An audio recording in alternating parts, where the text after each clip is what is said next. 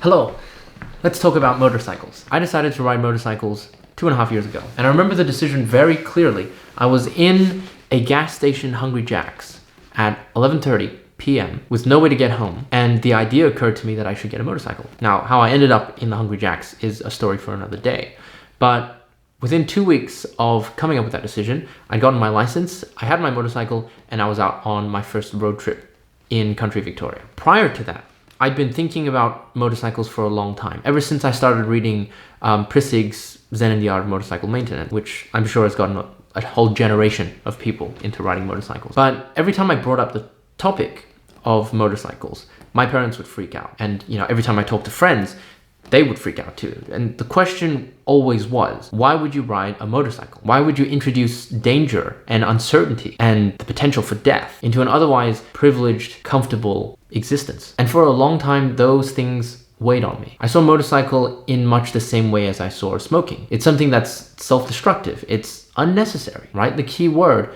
unnecessary danger. But then one thing changed, and that one thing is I became a motorcyclist. Something in that Hungry Jack's convinced me that this was the right thing to do. I had the feeling, and so I went along with it. And it was only after I became a motorcyclist that I understood what it was. So, first time on an unsupervised solo trip, I'm on my little TU250X vintage kind of bike, Cafe Racer vibes. I have my duffel bag tied to the back, and I'm on the Hume Highway going 110 kilometers an hour on a 13 degrees Celsius day. My fingers are numb, my teeth are chattering. They're literally chattering, my head is shaking, and I feel like I'm about to fall off the back of the motorcycle. The wind is so strong. Looking at the ground beneath me, just whizzing by, and imagining what it would be like if I were to fall over, if I were to accidentally swerve a little bit and lose control, go over the front. How far would I slide? What would I bump into? All these thoughts are just whizzing through my mind. One of the most terrifying experiences that I've ever had. And I was like that for about 2 hours. At some point in those 2 hours and in the subsequent days that followed, something clicked and it changed the way I thought about my life entirely. That realization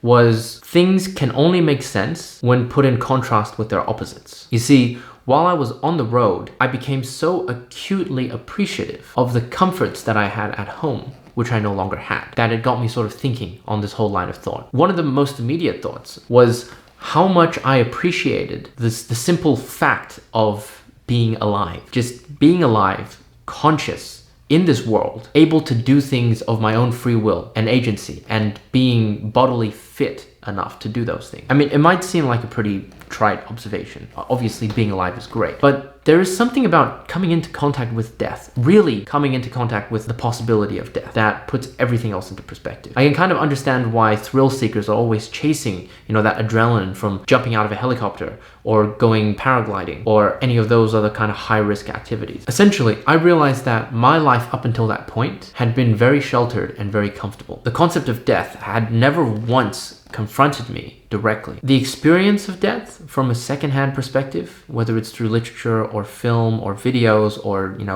pets or relatives, is completely different to when one is confronted with it oneself. The idea of this sort of eternal darkness, the cessation of everything that I'd ever known and ever cared about, served to put everything into perspective. And it made me appreciate simply being alive so much. The sensations, the smells, the sounds, the sights. I remember once I eventually got off the motorcycle, just feeling the deepest gratitude for being able to walk, for not being paralyzed from a motorcycle accident. Now, to go back to the initial idea, that things only make sense when contrasted with their opposites. When the concept of death is completely absent, as it was in my life. I was a regular middle-class high school kid. I go to school, I come back. I mean, maybe there's the vague idea of like a car accident, being hit by something somewhere along the line, but not a real tangible concept that I grasped experientially. And with that concept absent, life was the permanent state of being. And with life being the permanent state of being, and as with all permanent states of being, it was missing a particular element that would make it vivifying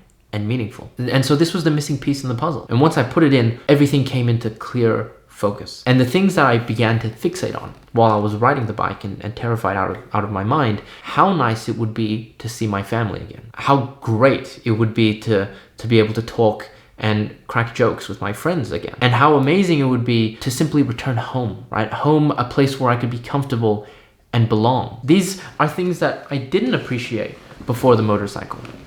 because they were the constant state of being. My family was always there. I took my friends for granted because there was no real threat that I might lose them.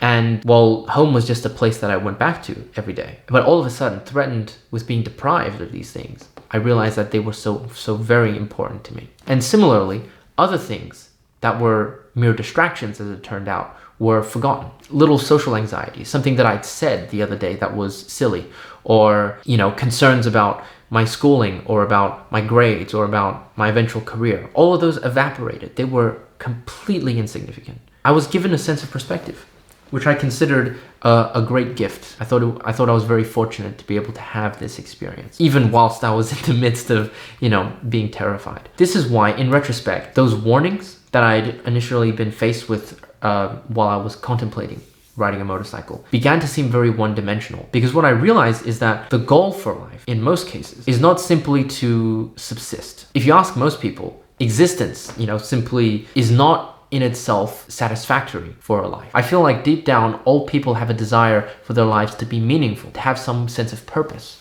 And so if we take that as the higher goal, and that's what we're aiming to achieve, then all of this criticism is maintaining a bare minimum standard of living. In fact, enforcing a minimum standard of living. Because in order for life to have meaning, you need to do things that put something of value up for risk. And so whenever someone tells me that, why would you ride a motorcycle? It is unnecessarily endangering. They think that that's a deterrent. But for me, I sort of think, well, that's exactly the point. It's because they introduce this danger. They require the rider take responsibility for their own lives in the most immediate and true sense that there is, faced with the question of life and death, that they provoke such a vivifying and generative response. Of course, I'm not saying that everyone has to go out and ride a motorcycle. It just happens to be motorcycles for me. And of course, not everyone might think in the same way that I do. For me, at least, that's what the motorcycle means. They're punctuated moments of clarity that stop my life from kind of falling into the backdrop of just sort of a monotonous day-to-day existence. But that's what I have to say for now. Oh, and I almost forgot. This segment that I wanted to become tradition. What am I reading? I haven't done it for any of my, recent videos, but an update. I have finished reading Donna Tartt's The Secret History. As you can see, the bookmark is finished, and maybe I'll do a video on it at some point. It's really a fantastic book. I thought it was getting a little bit slow towards the end of the second act, but then the third act kicked in and everything was like, everything kind of came together. So now the new book that I am trying to polish off, I've actually already started this one, I'm about halfway through, is Donald Miller's A Million Miles in 1,000 Years. I always get that the wrong way around. A really interesting book that shares as its premise this kind of idea that I'm talking about.